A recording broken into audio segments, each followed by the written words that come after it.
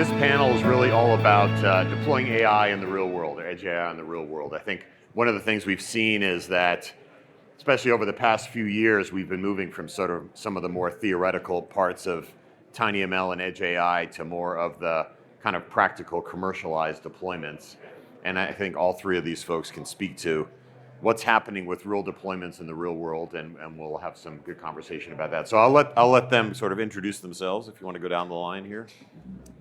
Thanks, Pete. So I'm Samir Bonab, founder of the Fractional. The reason why I have some interesting things to say about the real world is because I was a CEO of Witekio before, doing embedded and IoT software for OEMs. And so I've been working a lot with a lot of OEMs along the years and deploying real things on the field, be it tractors, coffee machines, medical devices, all kind of applications. And there is a strong parallel in between what happened in the IoT and what is happening in the edge AI. So I'll try to say some smart stuff today about that. Hopefully you learn something, and me too. Yeah. Hello everybody, Jax Kandasamy, co-founder and CEO of Latent AI. Prior to founding Latent AI, I did another company called AutoSense. We did TinyML even before it was called TinyML. We had automated human hearing and pushed the model down to the edge devices, right? So with Latent AI, we've built an SDK that optimizes ML models for different hardware targets. Let's see what comes out of my mouth. Good morning, everybody. Thanks for coming and attending the panel. I'm Sandeep Modvadia. I lead product management for a company called Wind River. We build real-time operating systems and mission-critical platforms. Long-time tech person, amateur hobbyist, wannabe failed programmer. As we think about AI within the Wind River business, at least, we really just see this as a continuation of a long journey around data, around acceleration of technology. And really trying to figure out how do we solve problems in more efficient ways. And some of the real-world practical applications and pains that we're seeing that are both accelerating adoption, but also hampering adoption as well. Yeah, cool. An interesting factoid, Wind River has 100% market share on Mars, so because their stuff's in the Mars rover, so you kind of really crushed that Mars market. So let's talk about like one of the and it's kind of an ongoing theme here. We've all been through some of these different cycles, and we've all had these experiences about shipping and deploying product. In the IoT world, things got. I sort of like to say like the IoT world is kind of like that box of cables I have in my garage. It's kind of like this kind of weird bucket of stuff that kind of works together, sometimes doesn't. And now with edge AI, we have an opportunity to now really scale deployments, scale like the technology as an industry. How do we, as you see it from the commercialization point of view, like how do we avoid sort of the IoT sort of complexity, sort of I call it the cul-de-sac of complexity with IoT, and make edge AI a much more kind of uniform and scalable business on the kind of deployment commercialization? Anything you can speak to that maybe? Yeah, I think it's really interesting to look at the driving force that will be the same. And when you say, how can we avoid complexity? I'm not sure we can. At least we can acknowledge that there is a lot of complexity at the edge.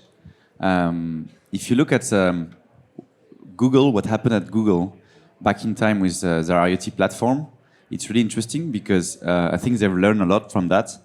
They were the first one to stop their IoT platform 3 years ago, I think it was, and we were all shocked.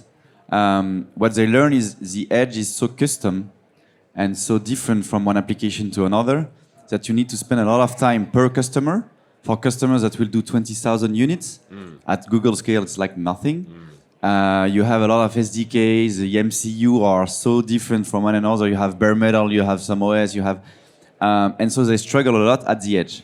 Because a lot of those big players tried to conquer the edge and to make it scalable and unified, whereas it's really tough. What they do now, if you look at Google approach to AI, edge AI, and physical AI, they will have Gemini, which is their working model, and they will make money with that. And it's closed source, it's not open source. And so Gemini will be the model that powers not only the IT solution, but as well all the OT solutions. And then they have Gemma, which will be what will run actually at the edge. And Gemma is open source. And that's really interesting to see that it's like, okay, you guys deal with your edge mess. We give you to you. You have Gemma, play with that. It's connected to Gemini when you need to, but we don't want to touch the edge. They provide the tools for it, and they won't make money out of that. They will make money ultimately with Gemini.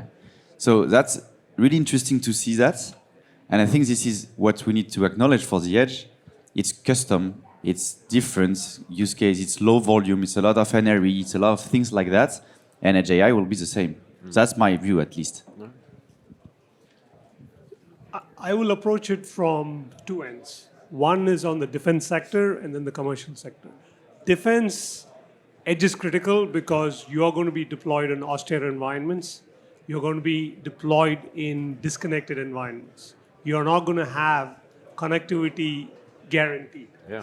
And even if the connectivity is there, it can be jammed any minute, right? The first thing the adversary does is go after the electronic signals, RF, and jam that. So for that, for your functions and your applications to work, whatever the capability that you've deployed, it needs to be running locally, right? So edge becomes a mandatory, it's not a nice to have, it is a mandatory thing on the defense side where we are focused, right? On the commercial side, as Samir mentioned, right, the fallacy of IoT, you know, it's been going on and on for many years, and people are finally realizing, if you, speaking to a large manufacturing customer, the cost of operation of, say, 200 IoT devices is exponentially more than operating 2 servers and running cables to them and running all that processing on the server.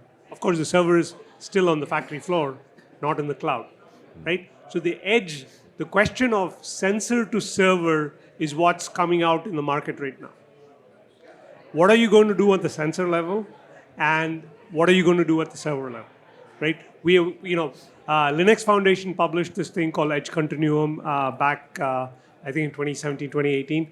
We've adopted that, and we've derived that into both the defense space as well as in the commercial space. How do you run different intelligence at different layers of the network, right?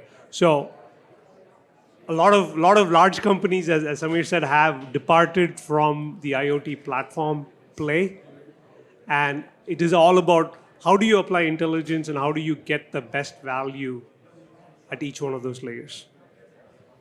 I'll answer this in 2 ways. I think the first one is IoT never had its Jerry Maguire moment. There was never the show me the money where somebody said, yeah, I'm going to make $1 billion out of being able to pull all this data out of these devices, right? And it was this great notion that intrinsically people thought the data had value, right? Google was out there mining data on the consumer side, and we thought, well, there's even more devices than there are people, so there must be value in the data. I'll get the data and I'll figure out the monetization afterwards.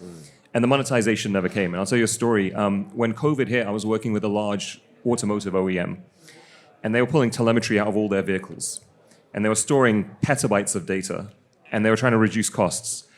And the CEO was looking at cost savings. This was like the first 3 weeks of COVID where they thought the world was absolutely going to end.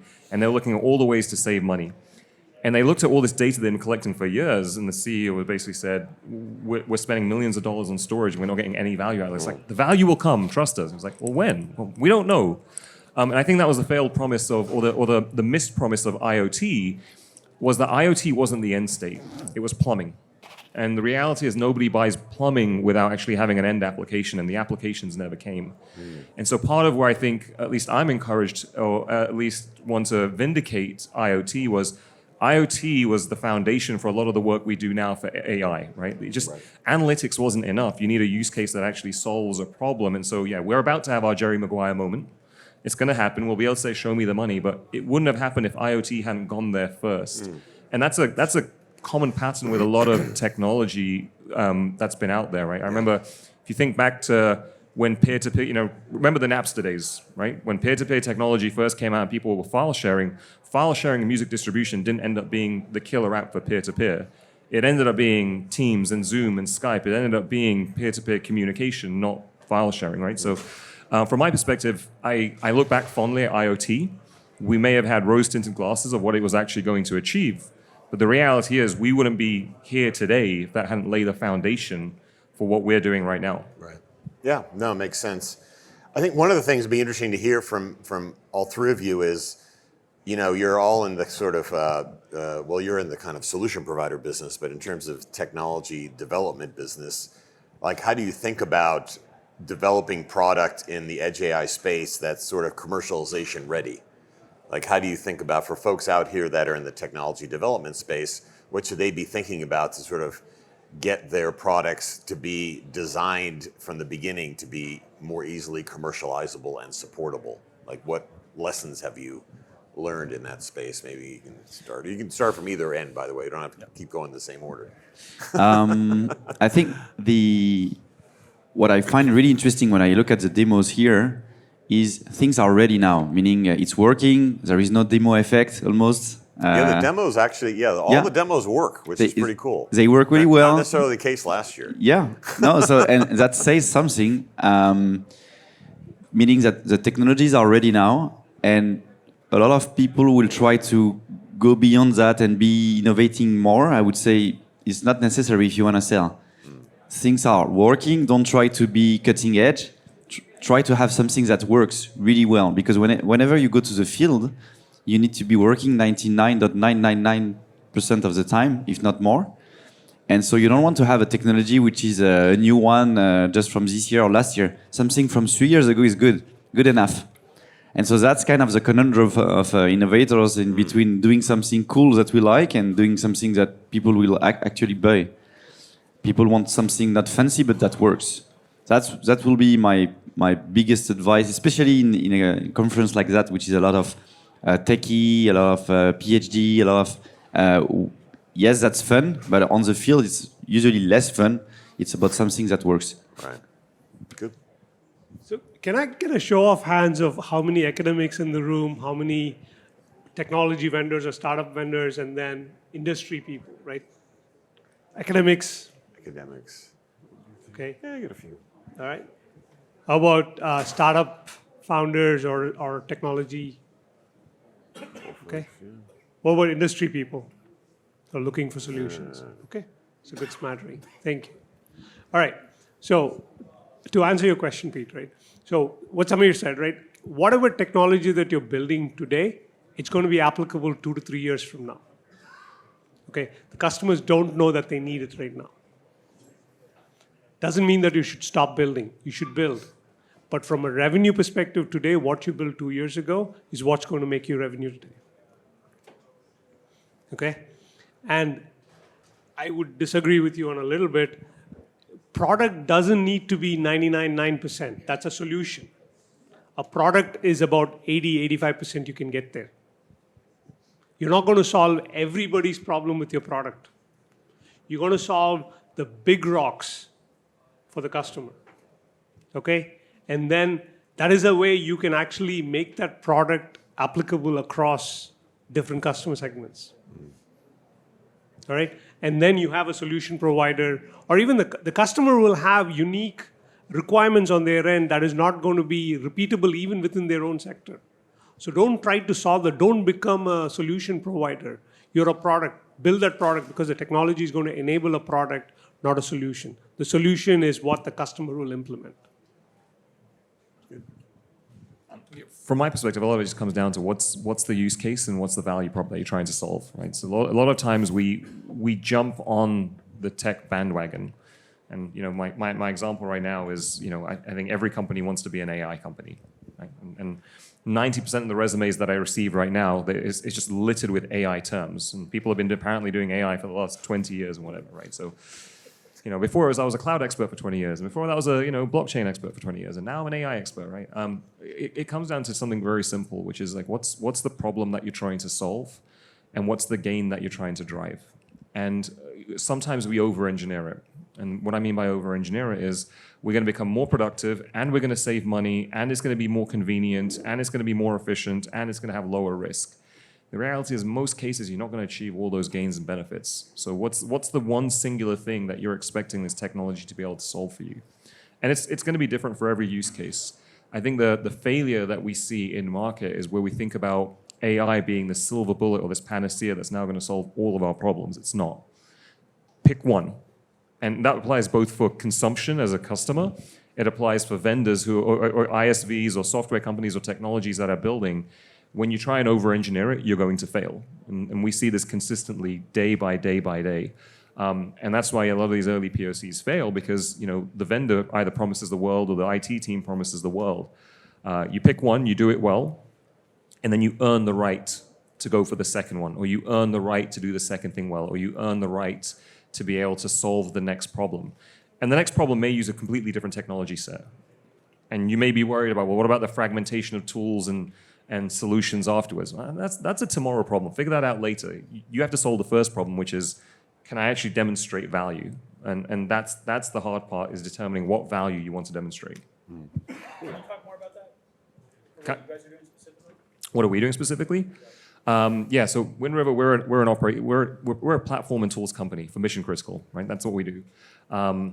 When people talk to us and say, "Hey, well, what are you doing around AI? Tell me you guys are experts in this field." No, we're not. We're not AI experts, and that's the fallacy, and we're not trying to be, right? So when I think about how Wind River is using AI, I think about AI in three ways. Are we a consumer of AI tools to make ourselves more efficient and more productive, right? And we do. We use AI in-house within our development team, within our testing teams, to write code more efficiently. Developers and great engineers are expensive, and they are a sparse resource. So if we can make my existing teams more efficient, great. So that's bit one. The second one then is when people say, okay, well, are you building your own AI tools for other people to use? And point blank, no. We don't have the data. We don't have, that's not our expertise area. We don't have a long history of having a massive data science team. So the flat answer to that is no. But the third piece then is, okay, well, how do you play in the ecosystem? And the way we play is we make the experts who are actually doing AI more efficient. Like, we provide the right environment. So if I was to say, our operating systems will do three things. The first is, as we've heard from everyone here, is we need to make sure that we not only support the silicon that's important, that powers AI, but we can truly light it up within our operating systems, within our platforms, right? New silicon has emerging features and new stuff that makes it better to do AI workloads than traditional CPUs. So we have to make sure that we support that. So we look at the market, and we say, okay, all the top silicon, we have to support that natively. The second thing we do then is say, hey, it's not good enough to have a standard C++ SDK in there to be able to write applications. I need to think about Jupyter. I need to think about PyTorch. I need to think about all the different frameworks and libraries that are out there, and I need to make those really, really easy for people to use on my platform. That's the second thing. And then the third thing is, we heard about the swap restrictions, right? The size, weight, and power. Traditional applications behave differently to AI applications. And the way those AI applications behave, I can't predict the future. They're going to continuously be changing, and they're going to act in a polymorphic way. But what we do know is they're going to have a greater demand on the platform itself. And so the traditional ways that we think about energy optimization, the traditional ways that we think about power consumption, the traditional ways that we think about just basic processing and being able to run software in a deterministic way has to change, because the application is changing as well. Right. And so when I think about what we are doing specifically, we are changing our platform so that anybody here who's writing an AI application can turn around and say, that's the best place for it. If I'm going to run an AI application that has to run in a deterministic way, that has to run with greater than 5 nines availability, that has to be reliable, all of those places, where am I going to do that? Right? It's like deciding where you're going to buy a house. It needs to be in the right location. It needs to be close to schools. I want to be in a good neighborhood. I want to be close to, it's all those things. That's us. We want to build the right neighborhood for people to come and play, and people to come and live and work and all of those things. But we're not going to be out. We're not trying to compete with an AI vendor. Like, we partner with Edge Impulse, we partner with Zedata, we partner with all these other partners, because, quite frankly, we know how to stay in our lane, and we don't want to overreach. And that's, again, to that point about value. That's how you fail, because you try and be all things to all people, and you want to jump on the hype cycle, and then you look really embarrassed in 2 years' time when you rebrand your company to, I don't know, Metaverse or something, and you turns out that isn't what you want to do for the rest of your life. Good points. I think, actually, Jags, I want to talk to you about this, because you guys are very involved in aerospace, and it's a very regulated, deterministic world. I've dipped my toe into that world, and it's fascinating. And also, Sandeep, you were mentioning about one of the things that's changed, I think, going back to the embedded systems days. Back in the embedded systems days, we built something, we flashed it or burned it, and we shipped it, and we forgot about it. Like, it was totally disconnected. And that kind of worked. And then we got, the Internet of Things, and we got a little bit of data pipe to send stuff up to the cloud. Then the pipe got better, so we said, we can send stuff down to the device, and now we can do firmware updates. But now in this world of edge AI, there's sort of like this continuous flow of data, like the models are getting updated. We talked about continuous learning earlier today. Like, in the commercialization deployment sense, and I'm curious too, in aerospace, like, how are they thinking about this software load on this thing, a tank or whatever it is, that is going to be kind of like evolving? Like, it must kind of freak some people out in terms of, like, it's kind of like there's model drift. There's things that need to be accounted for in AI, right? So how is that going to work? See, the good thing about in the defense space is that they understand that. They understand that the models drift. And of course, right, like you've got the generals that are like, send it and forget it, right? Like it'll work because we've trained it, and they think it like the infantrymen, right? Like, you've trained the soldiers for warfighting functions, and that warfighting functions are not going to change. You send them out, and they do that. But technology doesn't work that way, and particularly AI doesn't work. So one of the things that we have been professing, and we've been talking heavily around in the policy circles as well, is that differentiate and make a clear cut between the application and the model. Application has a completely different life cycle, and the model, a very short life cycle. How do you keep updating that model frequently as possible? We've conveyed that, we've gotten into people's head, and we have a deployment, and this is public news, so I can share this. We helped Navy deploy mine detection model to run on a submarine drone, an unmanned underwater vehicle, right? Having the ability to update that model as we get new data, and ability to train that model, retrain it at the edge, and then redeploy it, right? And doing this over an acoustic link, right? Like, think about this. You don't have your 5G connections to do this. It's underwater. Underwater, right? Acoustic link, you're doing this updates. They have come to grasp with that. Right? So that is coming up, and even the other key factor to consider is test and evaluation. Anything that you build on the enterprise side and you deploy, it goes through a stringent testing and evaluation process from a policy perspective as well, right? Like, DoD is very, very clear on this policy, right? A human has to be in the loop of the kill chain.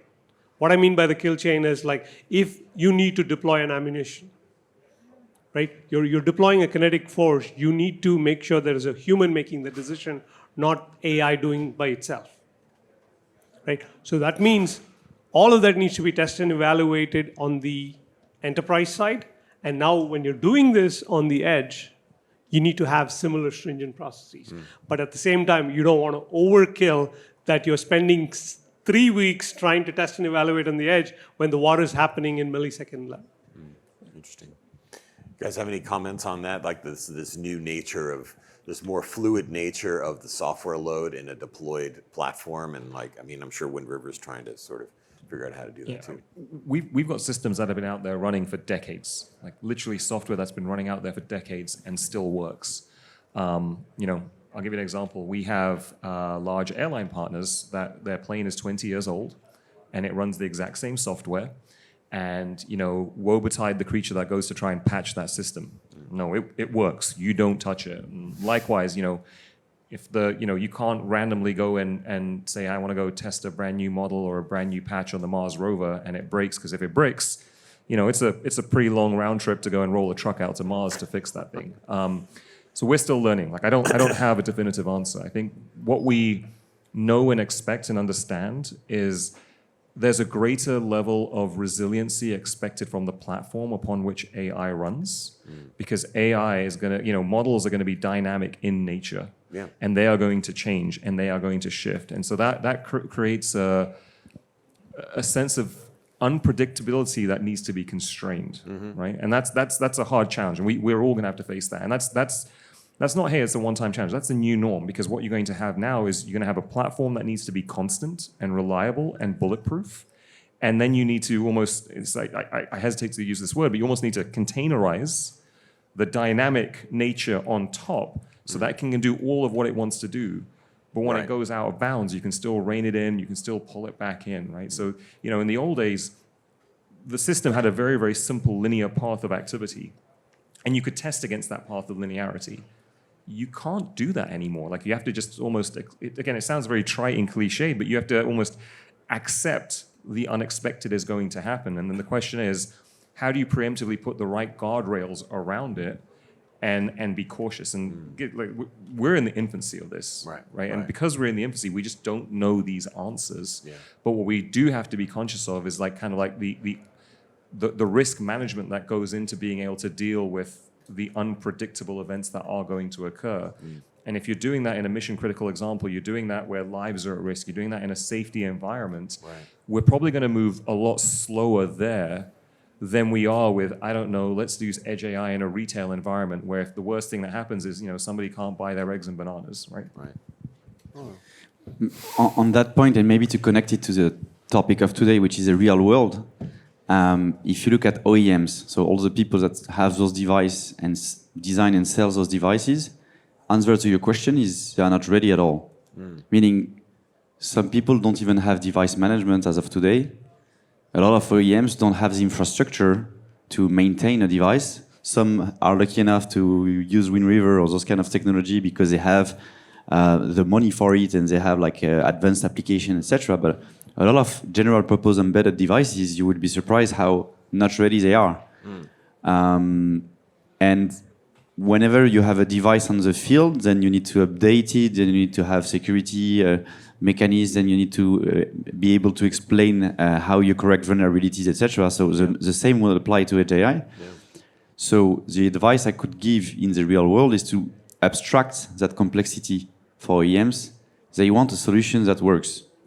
And not only the feature itself, but indeed the lifetime of that model and the needs to be abstract because they don't have the people to do it.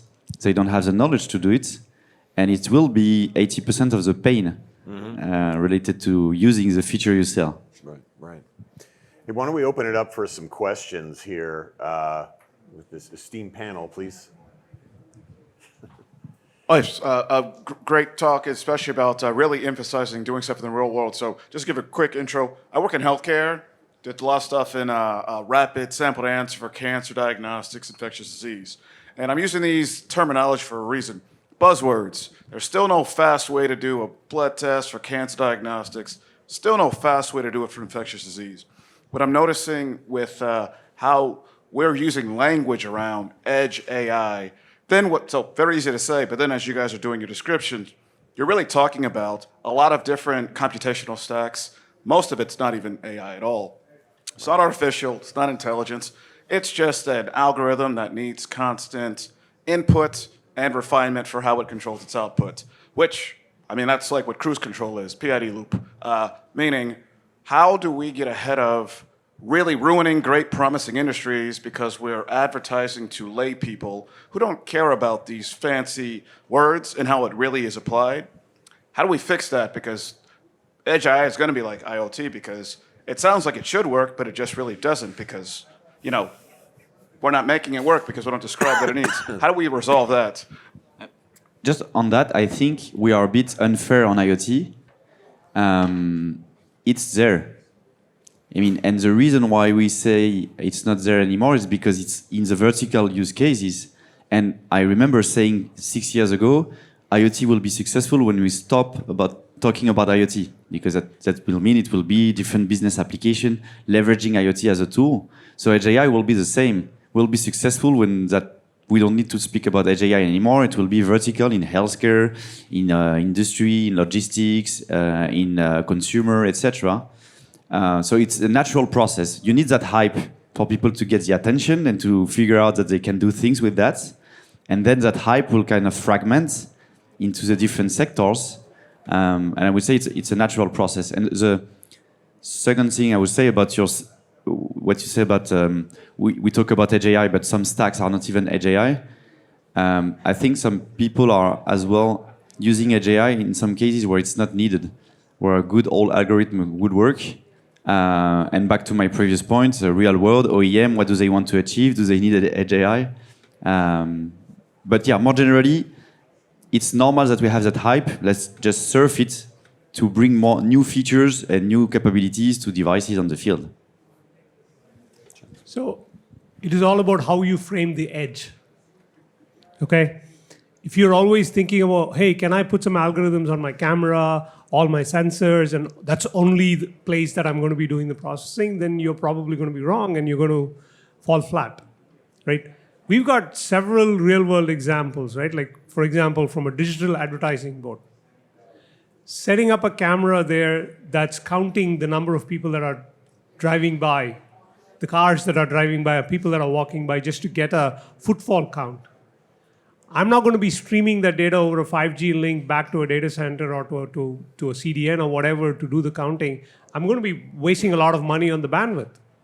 So I can there put a Raspberry Pi or like a small sensor with very minimal compute. I don't care who the people are. I don't need to keep the record of that.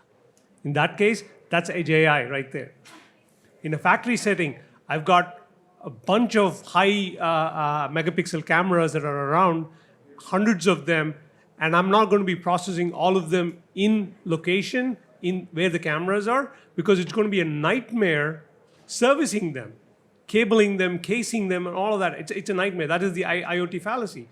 But I'm going to route all of them. I'm already networked. I'm going to route all of them to a server inside the factory and process them there.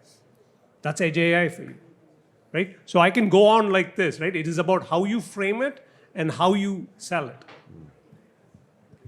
I'll say one thing is you should take advantage of the hype, right?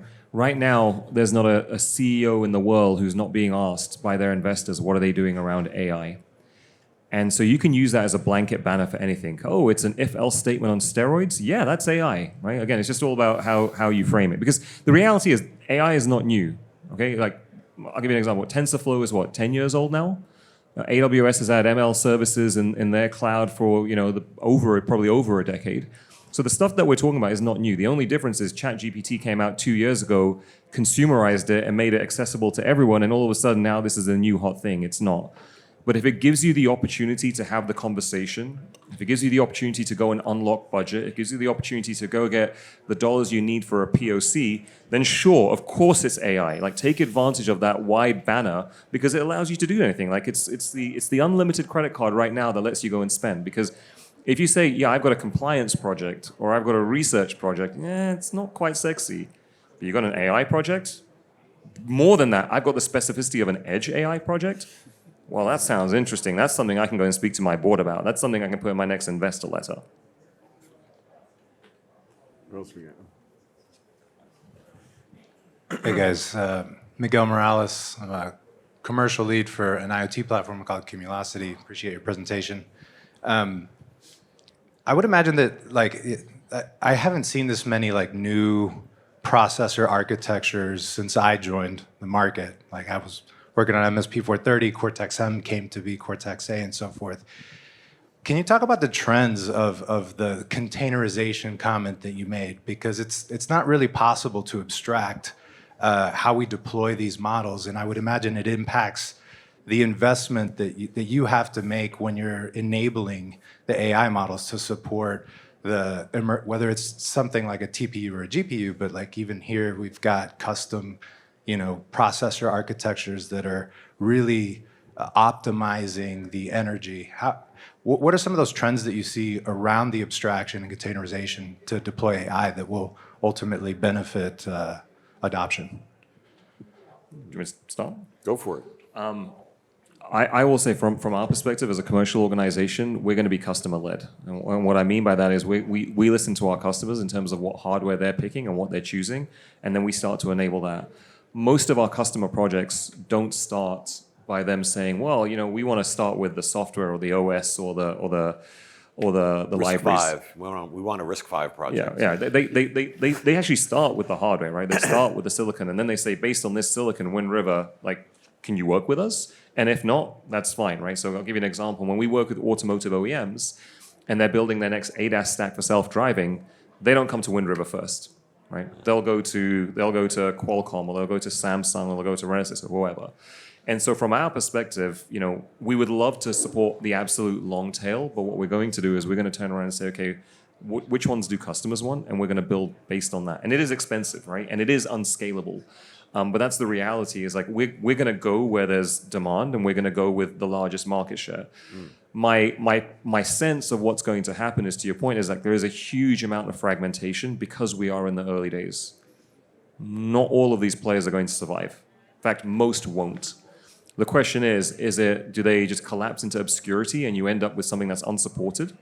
Do they get acquired and the portfolio gets integrated into somebody else's broader, ecosystem?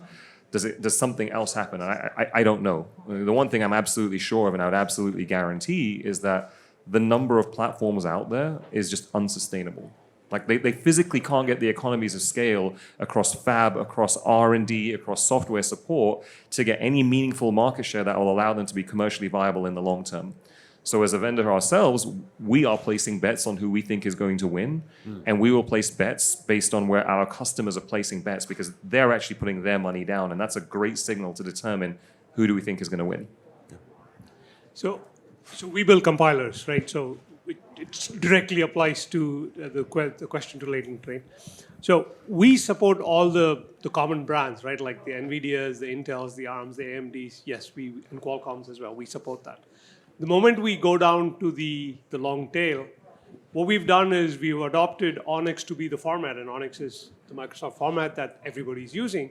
So we've kind of like normalized on that. So anybody that can ingest an Onyx format, they can use our tooling and go there. Will they get the same optimization as the others do? Probably not. But if they're willing to work with us, and again, depends on, as Sandeep said, right? Like if there is a customer demand, and we can go in and say, like, all right, here is our IR library. You can map it to the IR, and we will support that at a deeper level so we can compile and run for you. Right. Cool. Any other? Oh, we got another one out there. Hey, my question is more for Jax, since you mentioned the defense and you guys do extensive test and evaluation and maybe human with a kill switch. Coming from a company, our customers are also first responders. Could you talk more about your deployment cycle in the real world, where we have zero tolerance for false negatives or false positives? So with AI and the amount of data that you get to train your models, right? There needs to be an acceptance of a certain threshold of accuracy. You're not going to get your 5 nines for this. The customer needs to understand that 90% is the best result that they're going to get, and they got to live with that. Once that expectation is set very clearly, then everything is easy from there, right? But the moment it drops, like the results are always with a non-deterministic system, the results are in a threshold, not absolute, right? How do I say, like, okay, between 88 and 92 is acceptable. If it is within that range, proceed. If not, you got to question that system, right? Those are the expectations that we set, and even in the test and evaluation, we are setting that. As we go into a field, like for example, every time you build a model in the enterprise and you go deploy it, and in the defense, you don't do this in war, you do this in test and evaluation events. You have TE events around the year, around the country that we do this, right? In those events, the moment we go and deploy, 100% of the time it fails. That's why these events are a week long. Right. First day you go deploy, we expect it to fail. The moment it fails, we figure out what are all the corrections that we need to do, what is the retraining data that we need. We collect it on day 1, retrain it, and then we test it out. By day 5, if we get to that threshold, we are happy. But most times we won't get there either. The next T&E, we'll get there. So that helps. Thank you. Interesting. Good. Any other questions out there?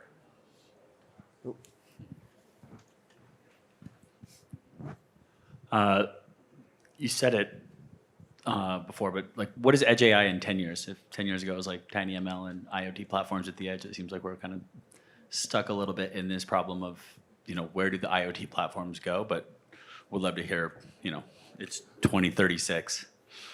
What is Edge AI? I would say Edge AI as a term will not exist. it's just going to be AI everywhere. I don't think AI is going to be discriminated as edge or cloud or anything. It's just going to be AI everywhere. You're going to have use cases like outcomes that are going to be driven by AI. That is going to be everything that has a compute on it will be running some sort of an intelligence. Right. Yeah, I think it will be a combination of vertical solutions that won't be named Edge AI at all, and it will be a given that it is powered by AI, and a horizontal solution of people that are providing the solution for the ones that are providing the vertical solution. But definitely the term won't exist anymore in 10 years. You have to change the name of the foundation again. I got 10 years, though. I got 10 years. You can buy the hoodie. Give it for 5. 10 years. Look, I don't know. I mean, I wish if I had a great idea, I'd probably be working for an investment bank and trading on that idea. So I would kind of take it based on just secular themes, right? Secular themes is compute grows, things get smaller, things get cheaper, right? And so, I think I completely agree with Jax said on the AI side. Like AI will be everywhere, and we'll just accept it as a standard. I think the question comes, what happens to the edge?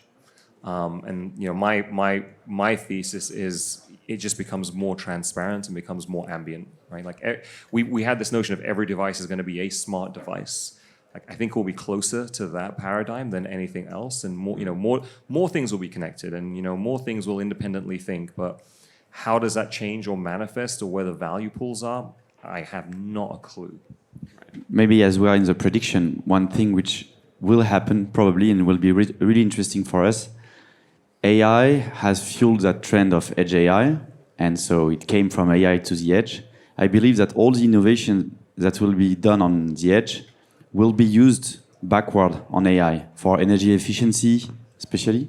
A lot of the constraints that we have on the edge are valid for the big AI because they have this infrastructure problem, energy consumption, and I'm sure that it will go back from the edge to the IT side of things. Yeah. Great. Well, I really appreciate having you all up here. Why don't we give them a round of applause for their insights? Really appreciate it. And, we're all about connecting AI to the real world. So that's what this talk is all about. So really appreciate it. Thank you.